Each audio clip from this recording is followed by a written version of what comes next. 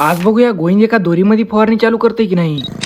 तर राधे राधे मंडळी, आज आपल्याला करायची होती बघा फवारणी. मग त्याच्यासाठी आहे ना सगळं काही मी सामान पण गोळा करून ठेवलं. आणि आज आपल्यासोबत पाणी आणून देण्यासाठी गोविंद पण येणार होता. मग फडदिशी आपली सोनपरी कलिली आणि दोघं जगे मिळून आलो भाऊ आपण शेतामध्ये. आणि बारीक बारीक इकडे सोयाबीनला शेंगा पण लागायला चालू झालत्या. आणि आमच्या इकडे इतकं पाणी पडून पण आहे ना वळाला काही पाणी आलं नाही. आता मी जे हे औषध दाखवू राहिलो ना ते सोयाबीनला काय कामाला येते ते एकदा कमेंट करून नक्की सांगा भावांनो. तर मी पण आहे ना औषध टाकून फवारणी पण रेडी करून घेतली. आणि आता गोविंद म्हणून लागताय का मी दोरीमध्ये जर फवारणी जर चालू केली ना तू काय देशील. मी म्हणलं चल एका दोरीमध्ये जर फवारणी जर चालू केली ना मी तुला देतो 50 रुपये. महिष्मती के होने वाले सम्राट राजमाता शिवगामी देवी के प्रिय पुत्र.